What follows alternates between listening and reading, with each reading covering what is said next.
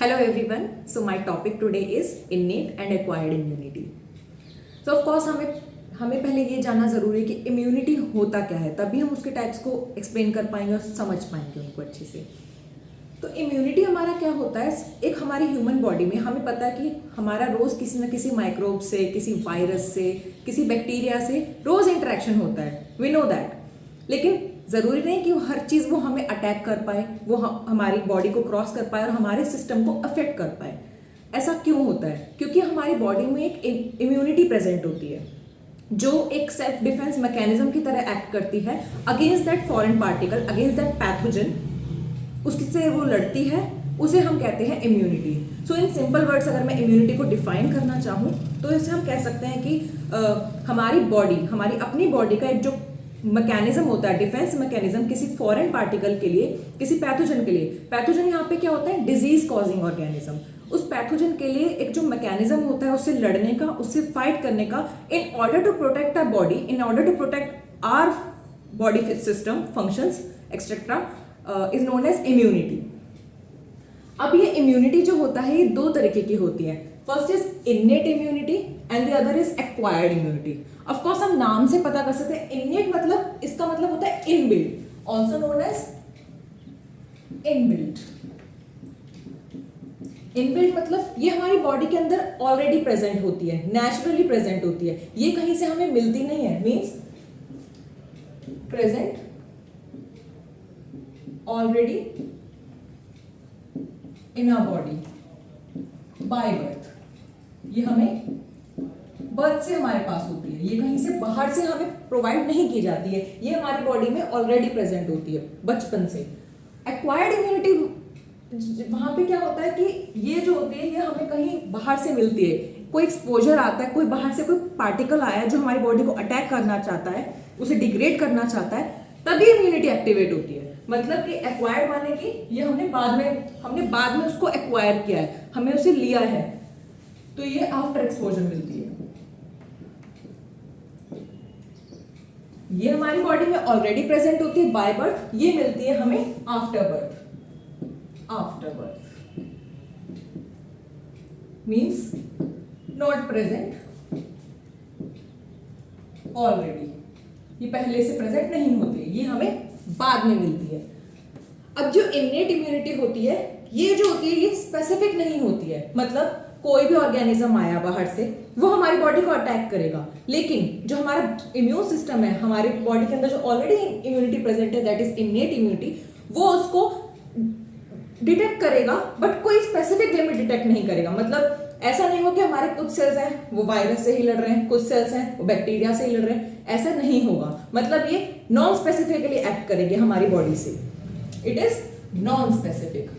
ये सबके लिए ही डिफेंस प्रोवाइड करेगी, इररिस्पेक्टिव ऑफ कि वो ऑर्गेनिज्म जो है बाहर से आया, वो किसी भी टाइप को, irrespective of bacteria, virus, any pathogen, ये बस एक्ट करेगी, इसका काम है लड़ना। वेयर एज एक्वायर्ड इम्यूनिटी ये बहुत स्पेसिफिक होती है, ये सब पे काम नहीं करती है।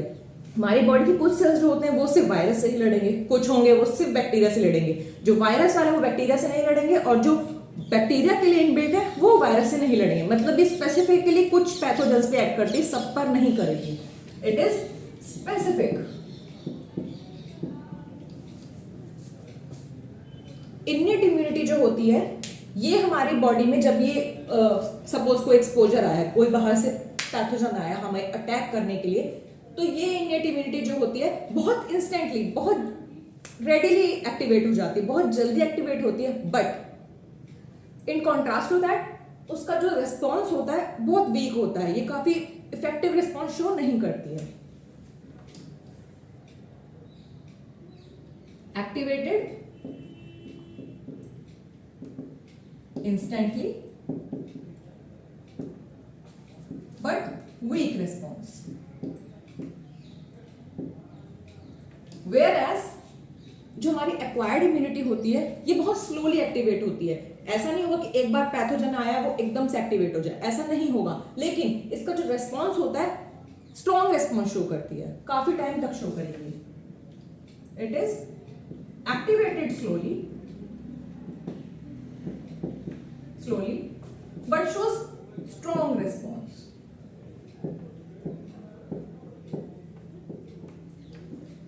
इसका जो रेस्पॉन्स होगा दैट इज वीक रेस्पॉन्स, ये रेस्पॉन्स कुछ कम टाइम पीरियड के लिए रहता है, ज्यादा लॉन्ग लास्टिंग नहीं होता है।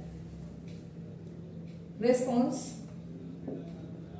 For short time period,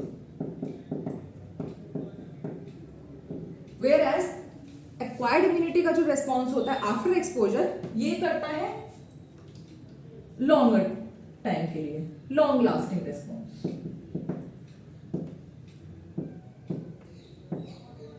okay, shows long lasting response.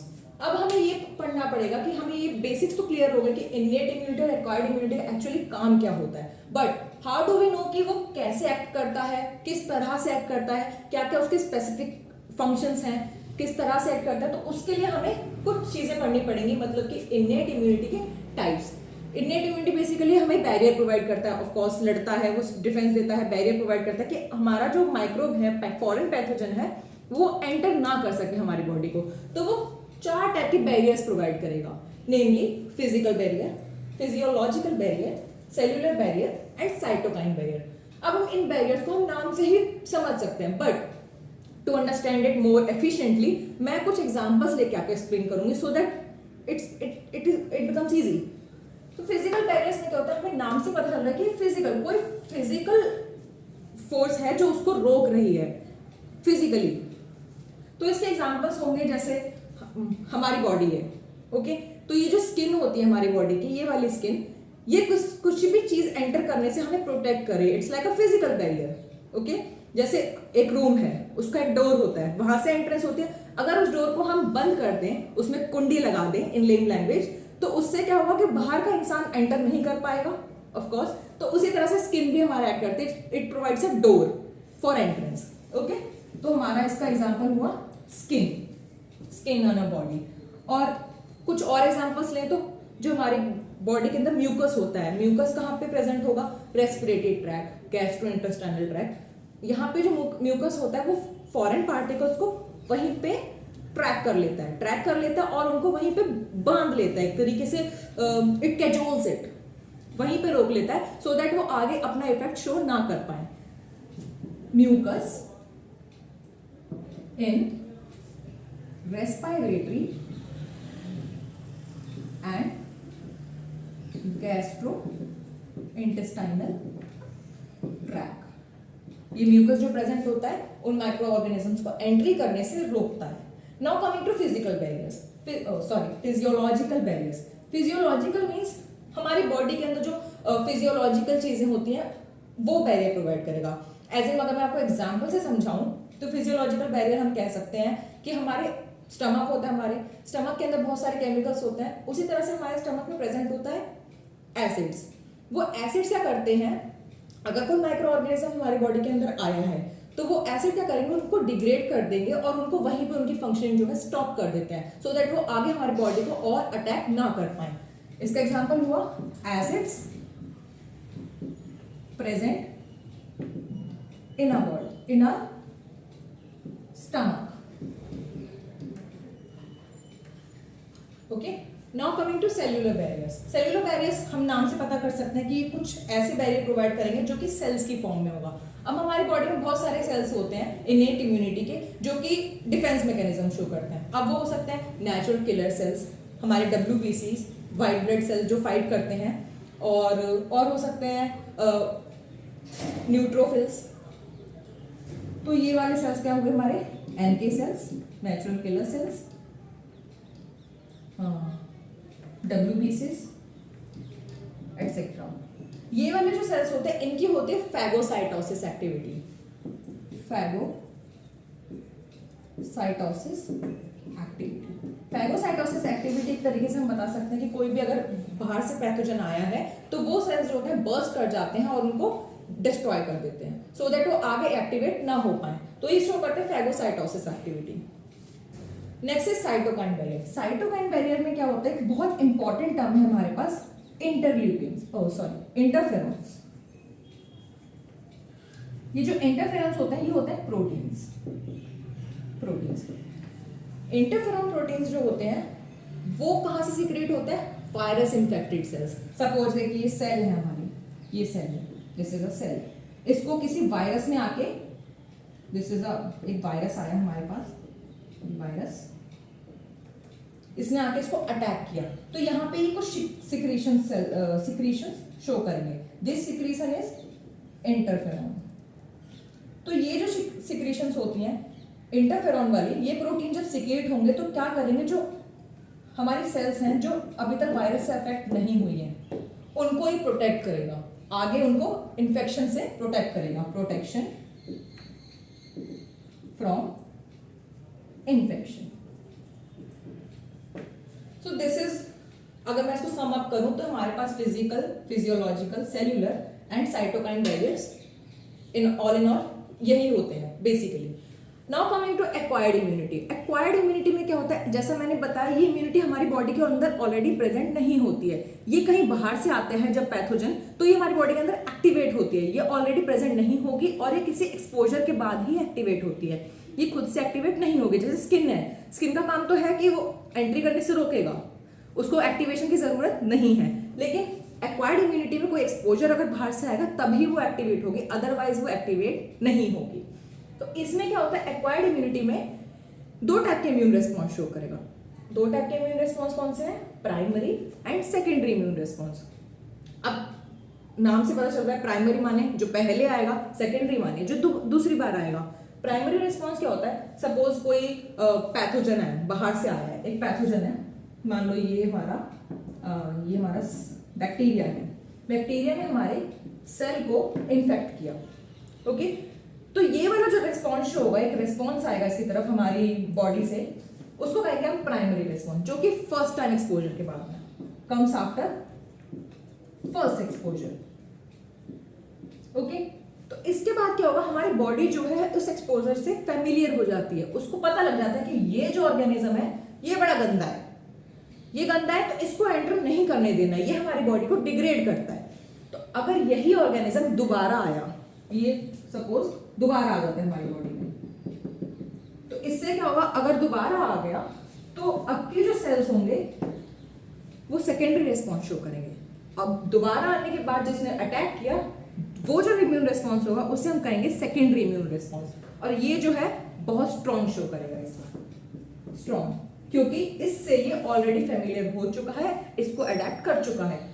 और ऑल इन ऑल हमें कैसे समझ में आता है, अगर इसने पहली बार इफेक्ट किया तो इसके जो अटैक करने की मैकेनिज्म था वो हमारी बॉडी ने मेमोराइज कर लिया, उसको याद कर लिया, तो फिर वो मेमोरी बेस्ड रिस्पॉन्स हो गया। It is also known as memory based immune response, ठीक है। उसको याद हो गया, ठीक है, कि अब एक बार आया, लड़के चला गया मुझसे, अगर दोबारा आएगा तो ऑब्वियसली मैं बहुत स्ट्रांग रहूंगी, इस बार उसको हरा के मानूंगी, उसको तोड़ डालेंगे, तो वो मेमोरी बेस्ड इम्यून रिस्पॉन्स हो गया। नाउ कमिंग टू कि हम कैसे इसको क्लासिफाई करते हैं, मतलब इम्यून रिस्पॉन्स एग्जैक्टली शो कैसे करेगा। ये तो पता चलेगा कि बस लड़ाई हुई और खत्म हो गया, लेकिन रिस्पॉन्स कैसे शो करेगा, उसके लिए हमें पढ़ना पड़ेगा कि जो हमारा एक्वायर्ड इम्यूनिटी होती है उसमें हमारे दो सेल्स इन्वॉल्व होते हैं, एक होते हैं बी लिम्फोसाइट, दूसरे होते हैं टी लिम्फोसाइट। ये जो सेल्स होते हैं ये दोनों ही रेस्पॉन्सिबल है हमारे एक्वायर्ड इम्यूनिटी, मतलब कि प्राइमरी और सेकेंडरी रेस्पॉन्स को शो करने के लिए। अब कमिंग टू, पहले हम पढ़ेंगे कि बी लिम्फोसाइट। बी लिम्फोसाइट क्या होता है, ये जो सेल्स होते हैं ये कुछ एंटीबॉडीज को बनाते हैं, एंटीबॉडीज प्रोटीन्स होते हैं। उस एंटीबॉडी को बनाने के बाद क्या करेंगे, वो एंटीबॉडीज को भेजेंगे कि भाई हमारे सोल्जर्स हैं, बाहर से कोई आया है, लड़ो जाके, वॉर करो। तो ये क्या बनाएंगे, हमारे एंटीबॉडीज, ये एंटीबॉडी को बनाएंगे। वेयरएज टी लिम्फोसाइट क्या होता है, ये डायरेक्टली इन्वॉल्व नहीं होते हैं, ये एक्टिवली इन्वॉल्व नहीं होंगे, इनका इनडायरेक्ट फंक्शन होता है। इनडायरेक्ट फंक्शन कैसे होगा, ये क्या करेंगे, इसकी करके करेंगे हेल्प, ये करेंगे बी लिम्फोसाइट की हेल्प कि भाई तू जो है एंटीबॉडी बना, एंटीबॉडी को बनाने में ये हेल्प करेगा और सिक्रीट करेगा बी लिम्फोसाइट। समझ आ गया, ये करेगा डायरेक्ट और ये करेगा इनडायरेक्ट। ऑल इन ऑल यही होता है हमारा acquired immunity, इनेट and acquired immunity.